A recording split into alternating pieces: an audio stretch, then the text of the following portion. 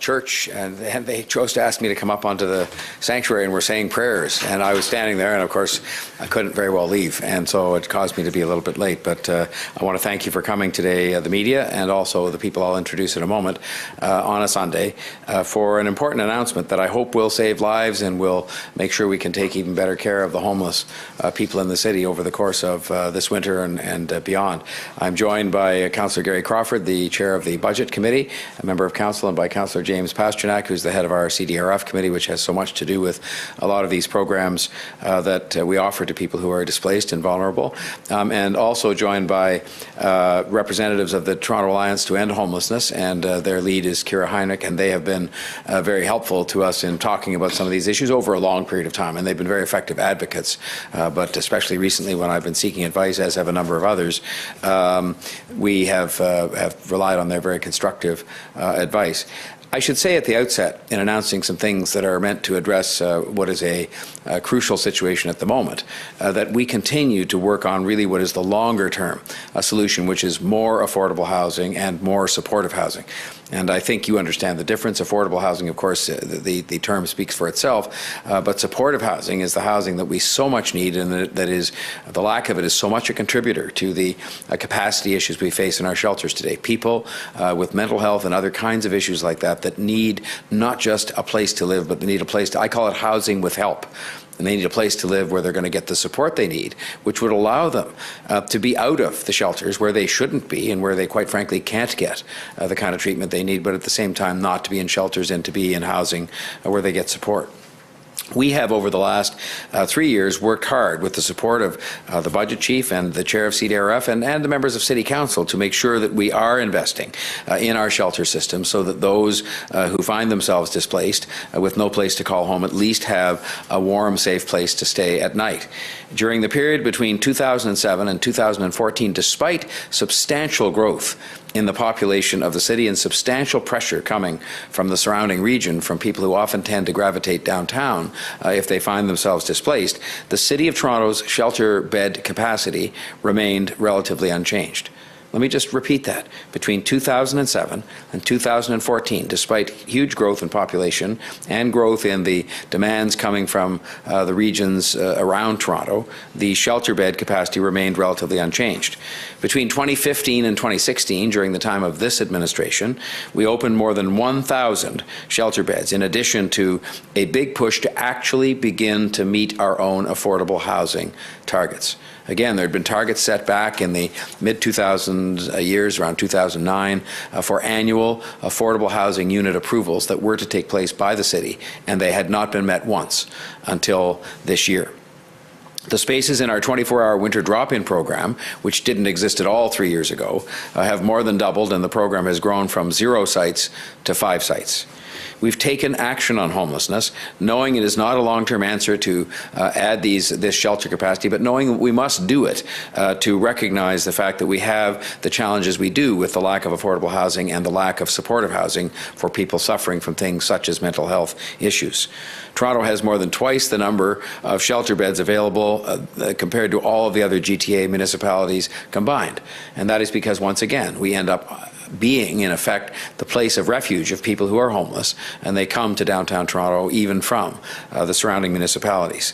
And this is a reality that is not recognized in existing provincial funding arrangements. In fact, those arrangements are set up to be a negative for the City of Toronto relative to the demand that we face in this city. We found that despite the bold, unprecedented actions that I've mentioned here today, substantial increases in shelter capacity, measures that we're taking to try to help meet our affordable housing targets, it has not been enough for us to increase the shelter capacity as we have done. Demand continues to rise. 30% more people use the shelter system nightly in November than in the same month a year earlier. 30% increase in the use of the shelter system compared to a year earlier. So that's around 5,400 men, women, and children using the shelter system. We've seen an increase in the number of refugees using our shelter system. A significant component of the shelter capacity is presently being used by refugees. That increase alone, which we've seen in waves every few years as Canada has opened its arms to refugees very successfully over time, doesn't explain the overall rising demand in shelter need in this city. So as we move into the winter, it's clear that we're facing a very challenging situation, and I'm here today to show leadership together with my council colleagues, these ones, and I hope all of the members of City Council this coming week to join me in taking action. Now, some people have suggested that I should declare an emergency. And we looked at the law, and I sat down with our professional advisors, lawyers and others, in looking at the provision that allows me to declare an emergency. And the staff have advised me that the declaration of such an emergency would not represent a proper use of that part of the law that allows me to do that. Such a declaration, simply put, and it's an oversimplification in a way of the legal advice I received, is meant for a situation when the City Council can't meet, but we are in fact meeting this week. I've been carefully briefed by the city solicitors on this emergency power, and I believe it is important for me to respect their advice on the use of a power that is meant to be for certain kinds of situations and not others. I am ready to make that call if a situation arises that was appropriate, but I do not believe this is the time or the situation for that. The advice that I've received suggests that what we should be focusing on is giving beds to people who need them and not issuing declarations. This is an urgent situation, and we do have a proposed plan to address it. I do not want anyone who needs a shelter space to be unable to get one. And so at City Council this week, I will be supporting the addition of 400 spaces as soon as possible to the city's shelter system to help us through this challenging period.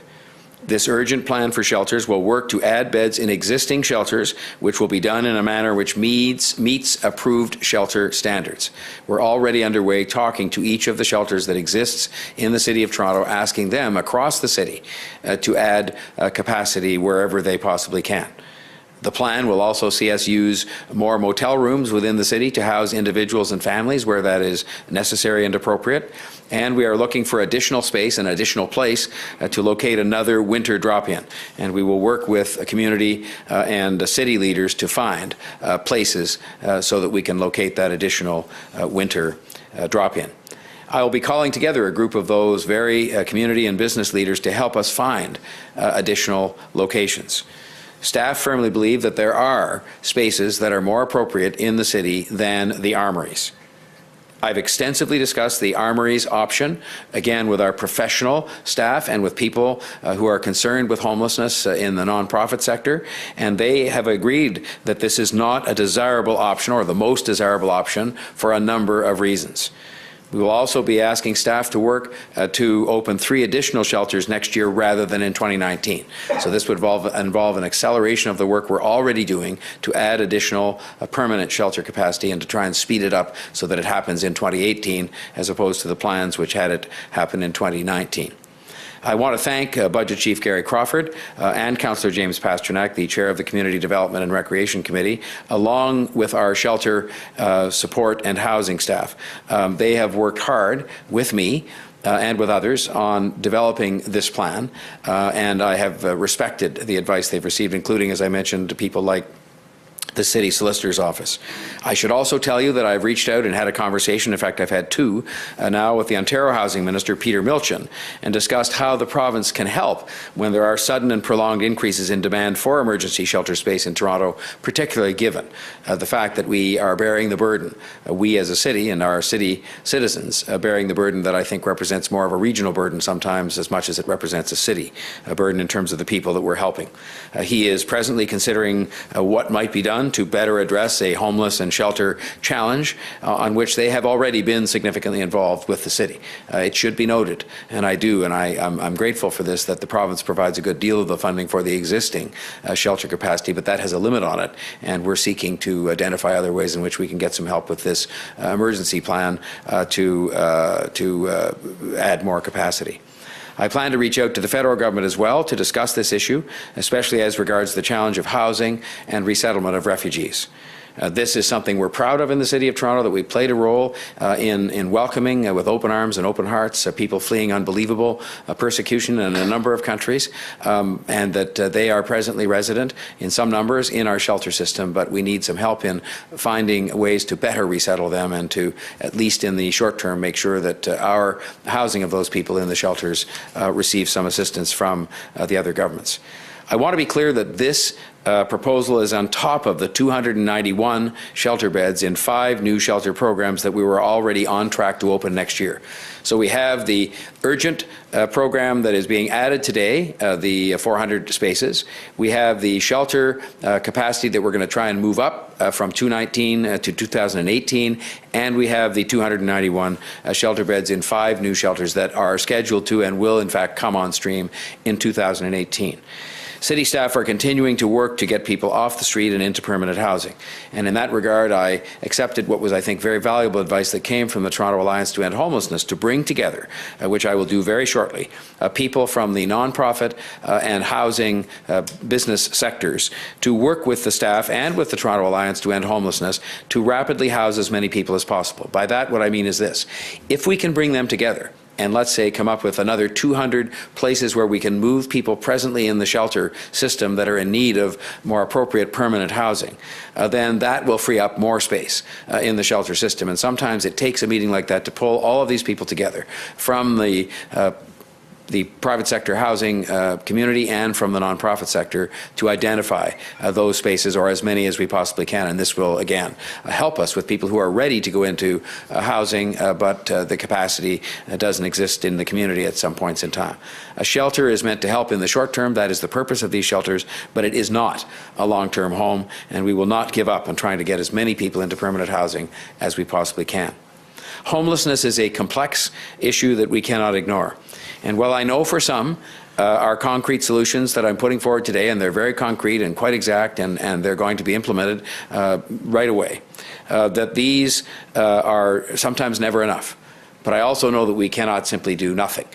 We must take decisive action, and I'm confident that Council is going to join me in taking decisive action so that we're underway with the audits to find those shelters. We're underway in the discussions with the motels to create that capacity. We're going to convene as soon as possible the meeting with the private and nonprofit sector to identify housing that will free up some spaces in the shelter.